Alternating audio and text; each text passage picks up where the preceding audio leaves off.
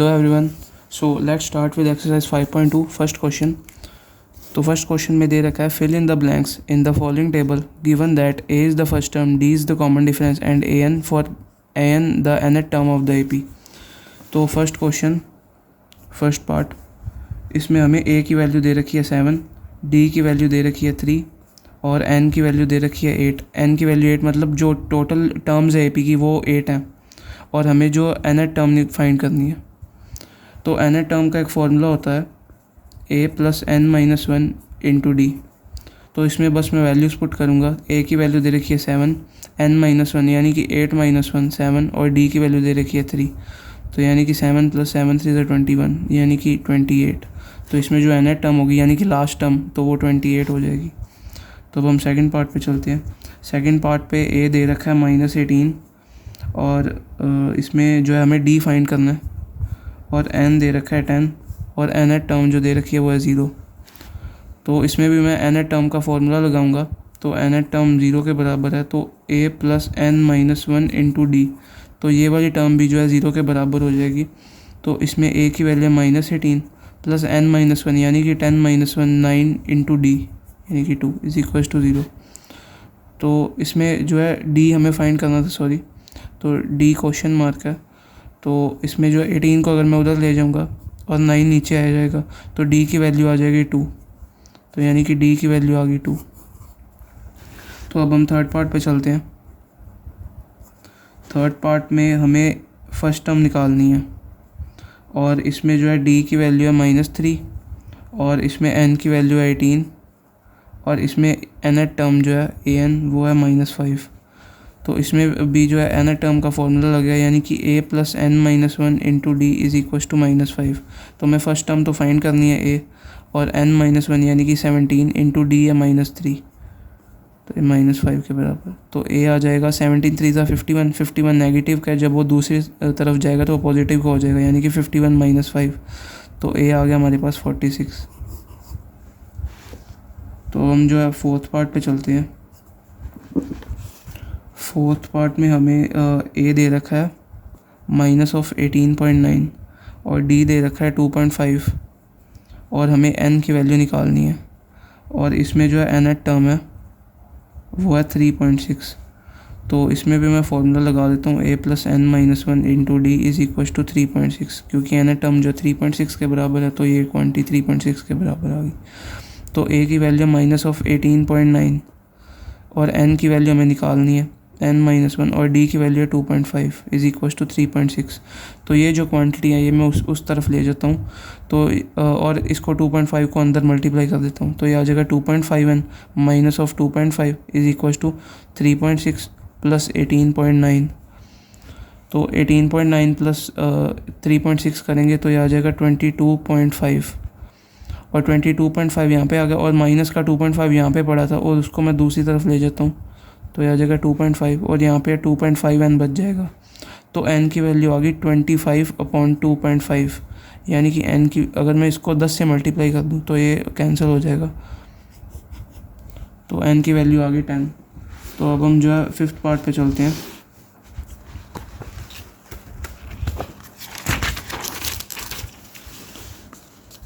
तो fifth part में हमें दे रखा है a की वैल्यू दे रखी है 3.5 और d की वैल्यू दे रखी है 0 और n की वैल्यू दे रखी है 105 और हमें जो है nth टर्म की वैल्यू फाइंड करनी है. तो यहाँ पे nth टर्म का जो फॉर्मूला है वो है a plus n minus one into d. तो इसमें वैल्यूज़ पुट कर देता हूँ. a की वैल्यू है 3.5 प्लस एन माइनस वन यानी कि 104 इंटू डी की वैल्यू है 0. तो यहाँ पे जो है nth टर्म आ गई 3.5. तो nth टर्म की वैल्यू आ गई 3.5. अब हम जो है सेकंड क्वेश्चन पे चलते हैं. सेकंड क्वेश्चन में हमें क्या फाइंड करना है. उसमें सेकंड क्वेश्चन में दे रखा है choose the correct choice in the following and justify. तो फर्स्ट पार्ट में दे रखा है 30th term of the AP. तो हमें जो है इस AP की 30th टर्म फाइंड करनी है. तो सेकंड क्वेश्चन फर्स्ट पार्ट दे रखा है. इसमें जो AP दे रखी है वह 10 7 4 एंड सो ऑन. तो इसमें हमें 30th टर्म फाइंड करनी है. तो इसमें जो है फर्स्ट टर्म आ जाएगी 10 और जो कॉमन डिफरेंस है वो आ जाएगा 7 माइनस 10 यानी कि A2 माइनस A1, 7 माइनस 10 यानी कि -3। तो जब मैं A30 फाइंड करूँगा, A30 को मैं लिख सकता हूँ A प्लस 29D। तो A की वैल्यू है 10 और 29 एज इट इज़, और D की वैल्यू -3। तो यह आ जाएगा 10, 29 3 इज़ -29 इंटू -3 इज़ -87। तो यह आ जाएगा -77। तो अब मैं जो है सेकंड पार्ट पे चलते हैं। सेकंड पार्ट में हमें क्या फाइंड करना है, 11 term of the AP this -3 -1/2 2, यानी कि जो AP दे रखी है वो है -3 -1/2 2 एंड सो ऑन। तो इसमें जो है हमें 11 टर्म फाइंड करनी है।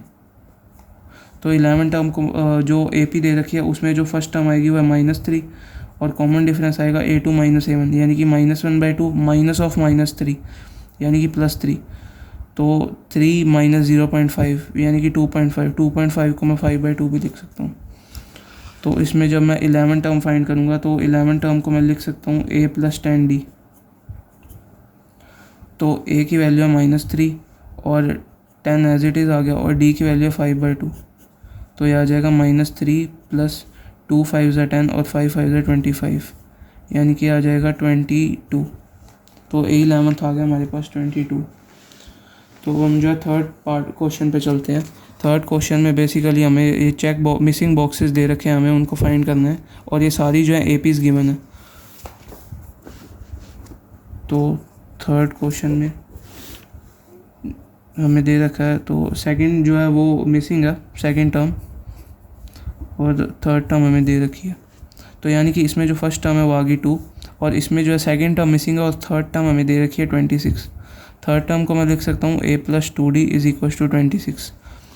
तो अब इस जो इक्वेशन है इसमें मैं A की वैल्यू पुट कर सकता हूँ। तो A की वैल्यू है 2 plus 2D is equal to 26। तो यानी कि 2D is equal to 26 minus 2, ये 2 मैं उधर ले गया तो ये आ जाएगा 24 और D की वैल्यू आ गई 12। और अगर D की वैल्यू 12 है तो अगर मैं फर्स्ट टर्म में कॉमन डिफरेंस को ऐड कर दूँ तो मुझे सेकंड टर्म मिल जाएगी, यानी कि 2 प्लस 12 कर दूँ तो मुझे सेकंड टर्म मिल जाएगी, यानी कि 2 प्लस 12 इज इक्वल टू 14। तो जो मिसिंग बॉक्स है उसकी वैल्यू आ जाएगी 14। तो अब हम सेकंड पार्ट पे चलते हैं। सेकंड पार्ट में हमें जो दे रखा है, जो फर्स्ट टर्म है वो मिसिंग है और सेकंड टर्म हमें 13 दे रखी है, थर्ड टर्म अगेन मिसिंग है और फोर्थ टर्म 3 दे रखी है, यानी कि सेकंड टर्म जो है वो 13 के बराबर है और जो फोर्थ टर्म है वो 3 के बराबर है। तो सेकंड टर्म को मैं लिख सकता हूँ A plus D is equal to 13 और फोर्थ टर्म को मैं लिख सकता हूँ A plus 3D is equal to 3। तो अब अगर मैं इस इक्वेशन को इसमें से माइनस कर दूँ, यानी कि अगर इसको मैं सेकंड इक्वेशन बोल दूँ और इसको फर्स्ट इक्वेशन, तो अगर मैं 2 माइनस 1 कर दूँ तो ये आ जाएगा A plus 3D minus times A minus times D is equal to 3 minus 13। तो A से A कैंसिल हो जाएगा और 3D माइनस D यानी कि 2D is equal to 3 minus 13 यानी कि -10 और D की वैल्यू आ गई -5। और अगर D की वैल्यू -5 आ गई तो मैं A की वैल्यू निकाल सकता हूँ इन दोनों में से किसी भी इक्वेशन में पुट करके। तो अगर मैं फर्स्ट इक्वेशन में पुट करूँ तो ये आ जाएगा A plus -5 is equal to 13। तो A की वैल्यू आ जाएगी 17। तो यानी कि फर्स्ट टर्म आ गई 17 और 17 में से -5 किया 13, 13 में से -5 करूँगा तो ये आ जाएगा 8 और 8 में -5 करेंगे तो 3 आ जाएगा। तो सेकंड पार्ट इज़ डन। तो हम थर्ड पार्ट देख लेते हैं। थर्ड पार्ट में फर्स्ट टर्म दे रखी है 5, second term is missing, third term is again missing और जो फोर्थ टर्म दे रखी है वो एक मिक्स्ड फ्रैक्शन है 9 1/2। तो यानी कि फर्स्ट टर्म दे रखी है 5 और ये जो फोर्थ टर्म है वो दे रखी है 2 9 18 प्लस 1 यानी कि 19/2।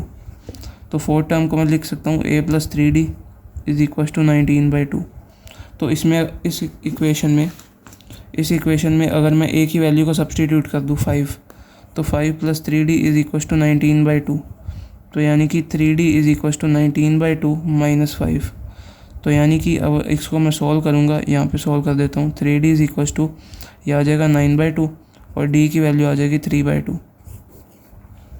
तो अगर D की वैल्यू 3/2 आ गई यानी कि फर्स्ट टर्म में मैं कॉमन डिफरेंस को ऐड करूँगा, मुझे सेकंड टर्म मिल जाएगी, यानी कि जो सेकंड टर्म आएगी वो आएगी 5 प्लस 3/2, 5 प्लस 3/2 यह आ जाएगी सेकंड टर्म। तो यह आ जाएगी 13/2 तो हमारे पास जो है सेकंड टर्म आ गई 13/2, और यहीं अगर मैं थर्ड टर्म निकालता हूँ तो मैं सेकंड टर्म में भी 3/2 ऐड कर सकता हूँ, या फर्स्ट टर्म में मैं ट्वाइस ऑफ 3/2 ऐड कर सकता हूँ। तो मैं अगर सेकंड टर्म में 3/2 ऐड करूँ तो 13/2, यानी कि मैं A2 में अगर मैं कॉमन डिफरेंस को ऐड कर दूँ तो A2 आ जाएगा 13/2 प्लस 3/2, तो यह आ जाएगा 16/2 विच इज़ 8। तो हमारे पास जो सेकंड बॉक्स की वैल्यू है वो है 13/2 और थर्ड बॉक्स की वैल्यू है वो है 8। तो अब हम जो है फोर्थ पार्ट देख लेते हैं। तो फोर्थ पार्ट में हमें जो फर्स्ट टर्म दे रखी है वो है -4, और उसके बाद जो है 4 मिसिंग बॉक्सेस दे रखे हैं।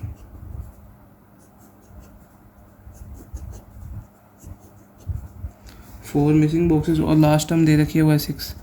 तो यानी कि हमारे पास जो फर्स्ट टर्म है यानी कि A वो है -4 के बराबर, और जो है हमारे पास 3 और 3 यानी कि 6 टर्म जो है वो 6 के बराबर है।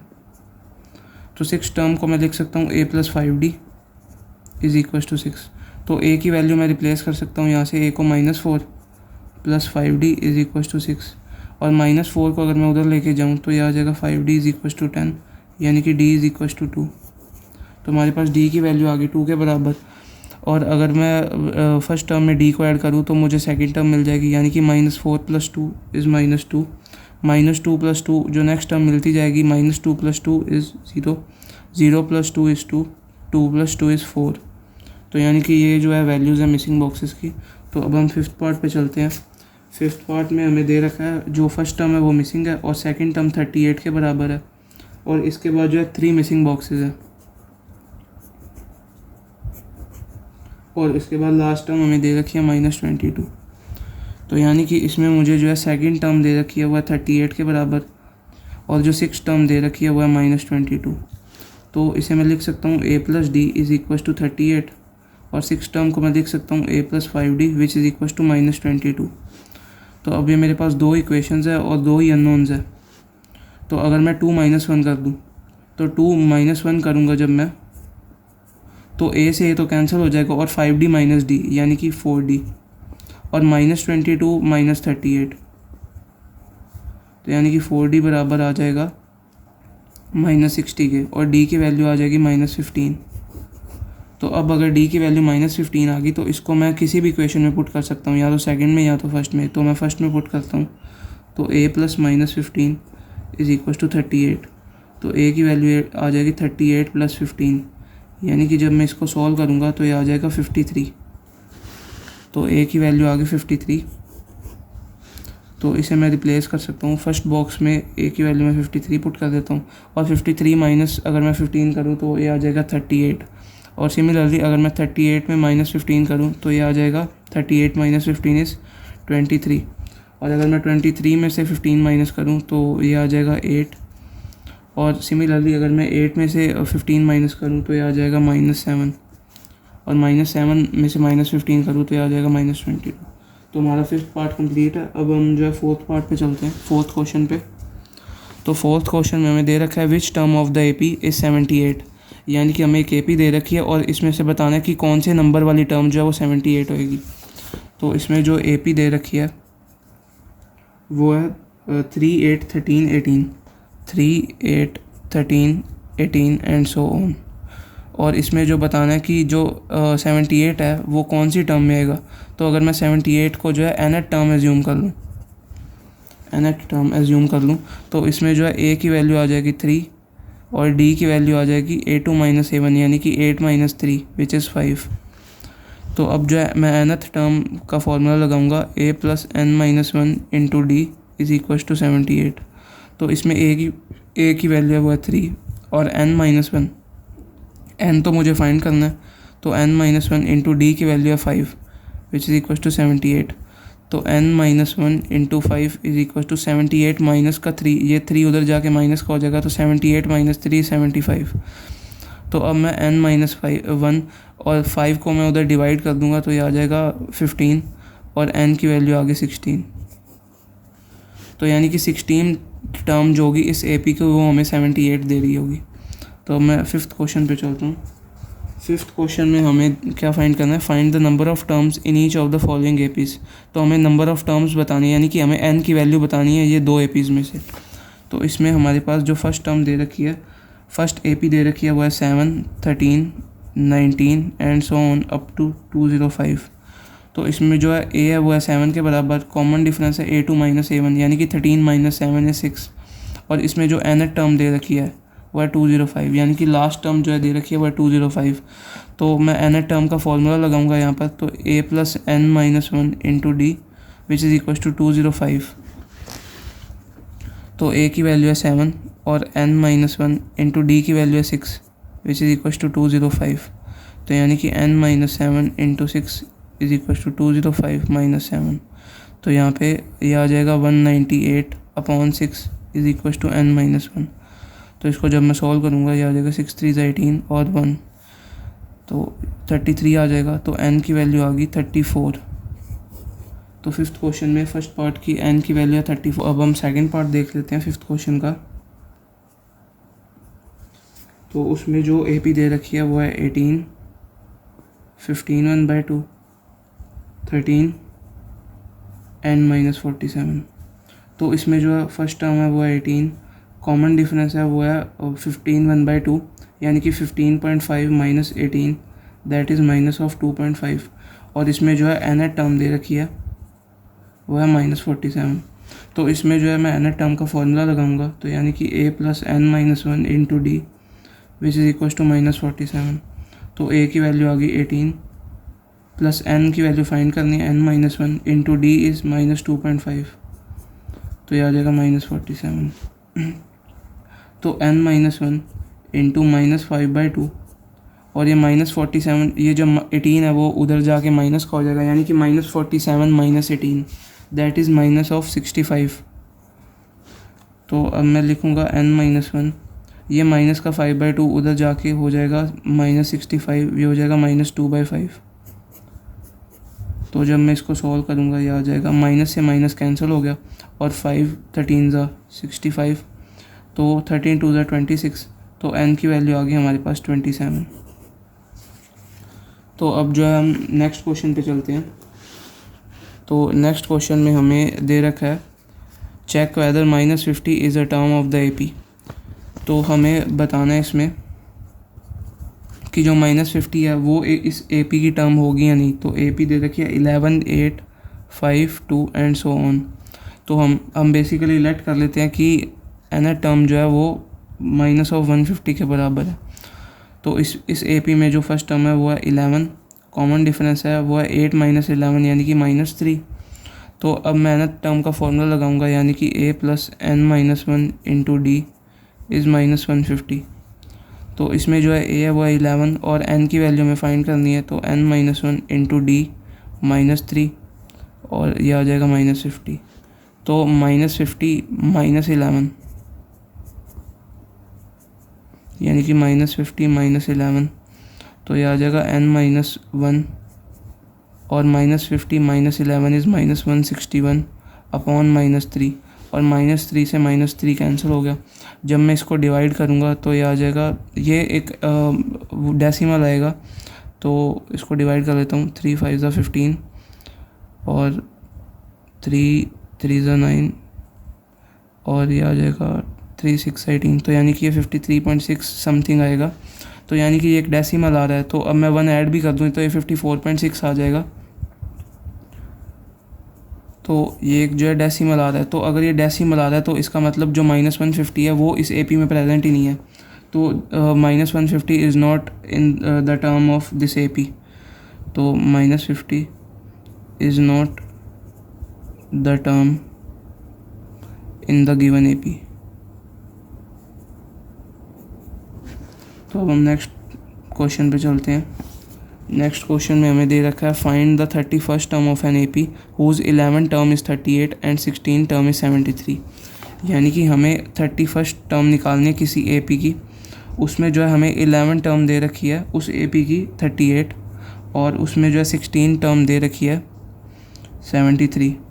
तो ए 11 टर्म दे रखी है, इसको मैं लिख सकता हूँ a प्लस 10d इज़ इक्वल टू 38 और a 16 यानी कि a प्लस 15d इज़ इक्वल टू 73। तो अब हमारे पास दो इक्वेशंस है और दो ही अननोन्स है। तो इसको इक्वेशन 2 लेट कर दिया और इसको इक्वेशन 1। तो अगर मैं 2 - 1 करूँ तो ए से तो ए कैंसिल हो जाएगा, 5d minus 15d minus 10d, तो यानी कि ये 5d बचेगा, और 73 माइनस 38, तो 73 माइनस 38, तो यानी कि d की वैल्यू आ जाएगी, जब आप इसको सॉल्व करोगे तो ये आएगा 73 माइनस 38, तो ये आ जाएगा 35/5, तो यानी कि d की वैल्यू आ गई 7।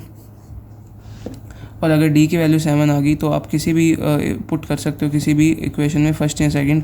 तो अगर मैं इसे फर्स्ट इक्वेशन में पुट कर दूं तो a + 10d, तो ये आ गया 38, यानी कि a = 38 माइनस 10 7 70। तो अगर मैं इसे सॉल्व करूं तो ये आ जाएगा -32, तो यानी कि फर्स्ट टर्म जो है वो आ गई -32, और जो कॉमन डिफरेंस है वो आया हमारे पास 7। तो अब मुझे 31st टर्म निकालनी है, यानी कि a + 29d। तो जब मैं इसे सॉल्व करूँगा तो -32 + 29 इंटू जो कॉमन डिफरेंस है वो है 7, तो ये आ जाएगा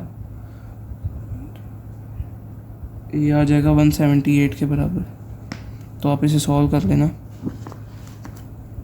तो इसमें 31st आ गया 178 के बराबर। तो अब हम नेक्स्ट क्वेश्चन पे चलते हैं, 8th क्वेश्चन। तो 8th क्वेश्चन में हमें दे रखा है an A P consist of 50 terms of which third term is 12 and the last term is 106, find its 29 term. तो एक ए पी है, उसमें जो है 50 टर्म्स है, यानी कि एन की वैल्यू 50 है।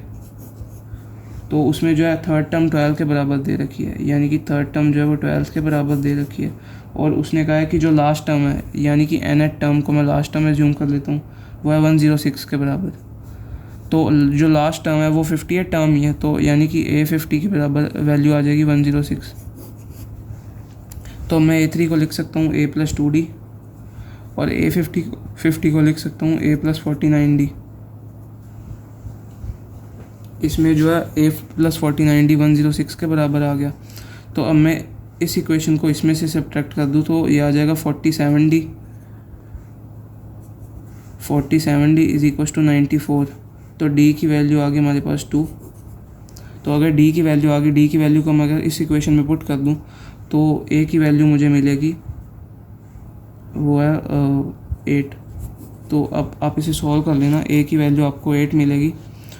तो इसमें हमें 8th क्वेश्चन में कहा था कि फाइंड इट्स 29 टर्म, तो हमें 29 टर्म निकालनी है। तो यानी कि आ जाएगा a + 28d। तो a की वैल्यू a की वैल्यू हमारे पास है 8 और d की वैल्यू है 2, तो ये आ जाएगा 8 + 56, तो यानी कि ये आ जाएगा 64। तो 8th क्वेश्चन में हमारे पास जो 29 टर्म है उसकी वैल्यू है 64। अब हम जो है 9th क्वेश्चन चेक कर लेते हैं। 9th क्वेश्चन में दे रखा है if the third term and the 9th term of then A P are 4 and -8 respectively, which term of this A P is 0। तो थर्ड टर्म और 9th टर्म की वैल्यू दे रखी है।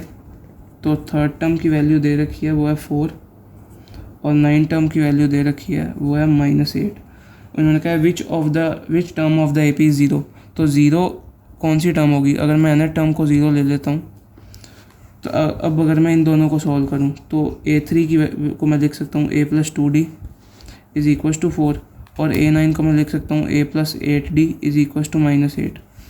तो अगर मैं इस इक्वेशन को इसमें से माइनस कर दूँ तो a से तो ये कैंसिल हो जाएगा, और 8d - 2d ये आ जाएगा 6d, और -8 - 4 यानी कि -12।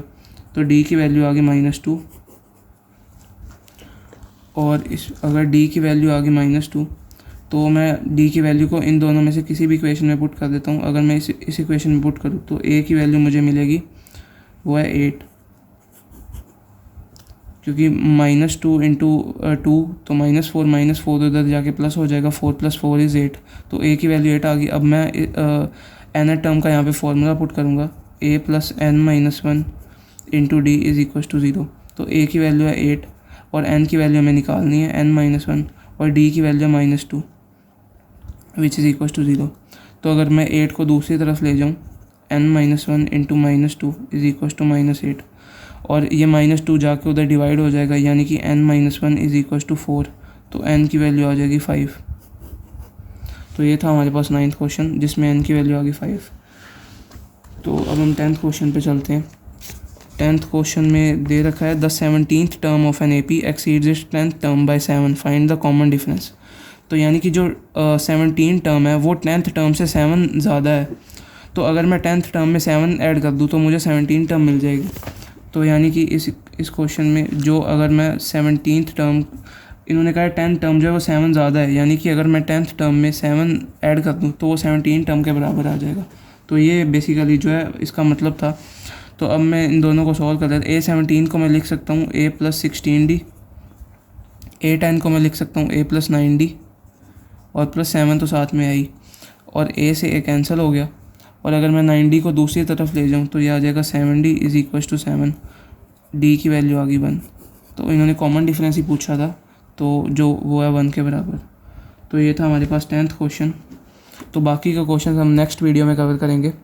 Thank you.